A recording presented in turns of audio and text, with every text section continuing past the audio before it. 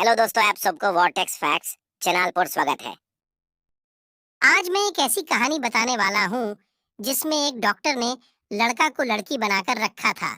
तो दोस्तों, कहानी स्टार्ट करते हैं। एक डॉक्टर एक लड़के से बदला लेने के लिए उसे किडनैप करके सर्जरी के जरिए लड़के से लड़की बना देता है और फिर रोजाना उसी के साथ इंटीमेट होता है। आखिर इसकी क्या वजह थी, ये जानने के लिए इस वीडियो को पूरा देखें। तो सबसे पहले हम एक सर्जन रॉबर्ट को देखते हैं, जो कि स्पेन के एक लोकल यूनिवर्सिटी में लेक्चर दे रहा होता है। वो अपने स्टूडेंट्स को बताता है कि पूरी दुनिया में अभी तक सिर्फ 9 ही फेस ट्रांसप्लांट हुए हैं, जिनमें से 3 में रॉबर्ट ने भी हिस्सा लिया था। अब यहाँ से अपना लेक्चर फिनिश करने के बाद रॉबर्ट अपने घर जा रहा था। घर जाते हुए रास्ते में वो एक हॉस्पिटल की पार्किंग में जाता है। वहाँ वो एक बंदे को पैसों से भरा हुआ बैग पकड़ा के उससे ब्लड की एक बोतल लेता है। दरअसल रॉबर्ट को यह ब्लड इसलिए जरूरत था क्योंकि वो घर पे एक लड़की के ऊपर एक इलीगल एक्सपेरिमेंट कर रहा था। उस लड़की का नाम वेरा होता है। इस एक्सपेरिमेंट के बारे में रॉबर्ट ने किसी को कुछ भी नहीं बताया होता। वेरा को रॉबर्ट ने अपने घर के एक कमरे में बंद कर रखा होता है। वेरा के पास उस कमरे में चंद चीजें थी जिससे वो अपना दिल बहला सकती थी। वो उस कमरे से बाहर नहीं जा सकती थी। वो सारा दिन योगा करती, अपने कपड़ों को फाड़ के डरावनी डॉल्स बनाती। वो इस किस्म की उल्टी चीजें करके अपना सारा दिन गुजारा करती थी। वेरा की देखभाल के लिए घर पे एक गूंगी मेड भी थी और इसके अलावा भी अगर वेरा को कुछ चाहिए होता तो दीवार पे लगे वॉइस ट्रांसमीटर के जरिए वो रॉबर्ट की माँ से मांग लिया करती थी। रॉबर्ट घर आके अपने साथ लाया हुआ ब्लड वो एक मशीन में रखता है। मशीन में रखने के बाद वो अपने रूम में आता है। अपने रूम में लेके स्क्रीन पे वो सबसे पहले वेरा को देखता है, क्योंकि वेरा के कमरे में रॉबर्ट ने एक हिडन कैमरा भी लगाया होता है। और सब कुछ ठीक देखकर फिर वो वेरा के कमरे में जाता है। और ये डॉक्टर की रोजाना की रूटीन होती है। रोजाना ही वो अपने काम से आता, पहले उसको देखता, उसके कमरे की तसल्ली करता, फिर उसके पास जाता और जो अपने एक्सपेरिमेंट होता वो उस पे करता था। एक दिन जब डॉक्टर वापस घर आता है तो वो देखता है कि वेरा कैमरे से ऑपोजिट मुंह करके लेटी है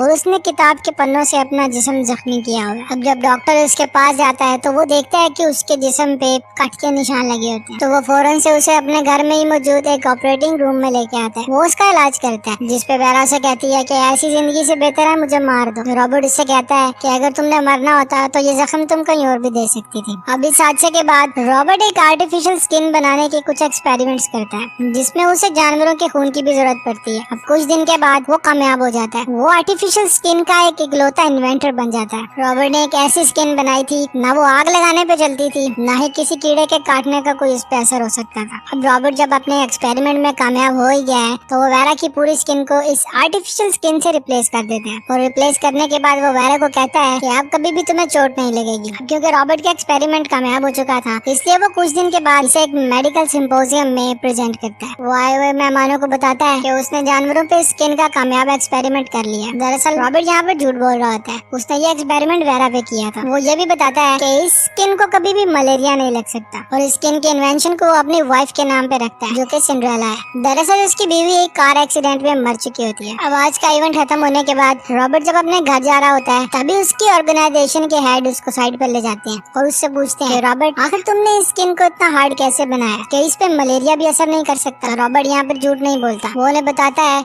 कि दरअसल मैंने पिग सेल से जेनेटिक इन्फॉर्मेशन लेके उसे ह्यूमन सेल में डाल दिया है। अब भले ही रॉबर्ट ने एक बहुत ही जबरदस्त खोज की थी, मगर उसके प्रेसिडेंट उसके साथ नहीं देते। वो ऐसे मना कर देते और फौरन ही रॉबर्ट को अपने तमाम रिसर्च बंद करने के ऑर्डर दे देते। अब रॉबर्ट यहाँ से सीधे अपना पुराने फ्रेंड मार्क के पास जाके आज हुई हुई सारी बात उसे बताता है, जिसपे मार्क उसे कहता है कि रॉबर्ट तुम्हें अब अपने पुराने काम में लौट जाना चाहिए। अब रॉबर्ट जब यहाँ से अपने घर पहुँचता है तो वो अपने कमरे में बैठ के थोड़ी देर वेरा को देखता है, फिर वो उससे मिलने चला जाता है। वो वेरा को बताता है कि तुम पे जो एक्सपेरिमेंट मैं कर रहा था वो आज खत्म हो गया। अब तुम्हें किसी किस्म के एक्सपेरिमेंट की जरूरत नहीं है।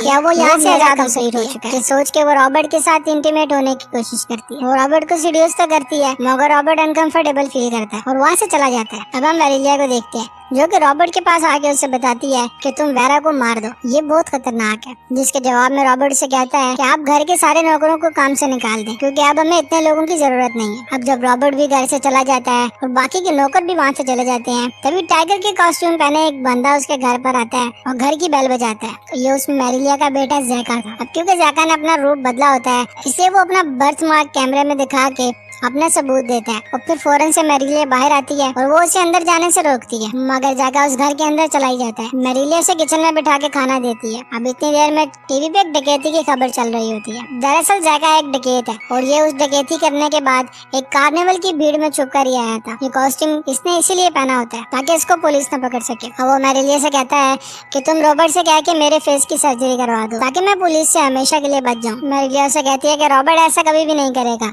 अब तुम जल्दी से यहाँ से चले जाओ। अब यहाँ से जैका किचन में शराब ढूंढने के लिए जाता है। तभी उसकी नजर उस सिक्योरिटी कैमरा पे पड़ती है जो वेरा के कमरे में होता है और वेरा अपने रूम में योगा कर रही होती है। अब जब जैका उसे कैमरे से देखता है तो वो उसे फौरन से पहचान देता है। वो अपने मन ही मन सोचता है कि ये आखिर जिंदा कैसे है, ये तो मर गई थी। वेलेरिया फौरन से किचन में छुपाई हुई गन निकाल के जैका पे पॉइंट कर देती है और उसे जाने के लिए कहती है, मगर जैका मौका देख के वेलेरी से उसकी गन खींच लेता है और वहाँ पर उसको बांध देता है। बांधने के बाद वो सीधा वेरा के कमरे में जाता है, मगर वेरा के कमरे का डोर लॉक होता है। जैका फौरन से वेलेरिया के पास आता है, उसे धमकाने के बाद वो उससे चाबी ले लेता है। चाबी लेके वो सीधा वेरा के कमरे में जाता है, मगर वेरा डोर अनलॉक करके अंदर जाने की कोशिश करता है। वेरा अंदर से धक्का दे के जैका को गिरा देती है और फिर उसके ऊपर हमला करती है, मगर जैका क्योंकि उससे ताकतवर है वो उसे पकड़ लेता है और फिर उसे कमरे के अंदर लाता है। अंदर लाने के बाद वो उसके साथ जबरदस्ती इंटीमेट होता है और वो उसके साथ इंटीमेट हो ही रहा होता है। रॉबर्ट घर आ जाता है। रॉबर्ट आते साथ कैमरा में ये सब कुछ देख लेता है और देखने के बाद वो अपनी पिस्टल लेके सीधा वेरा के कमरे में जाता है और वो जाते ही जैका को डायरेक्ट फायर करके मार देता है। अब यहाँ वेरेलिया को काफी दुख होता है। वो सोचती है कि काश वो जैका के साथ वेरा को भी मार देता।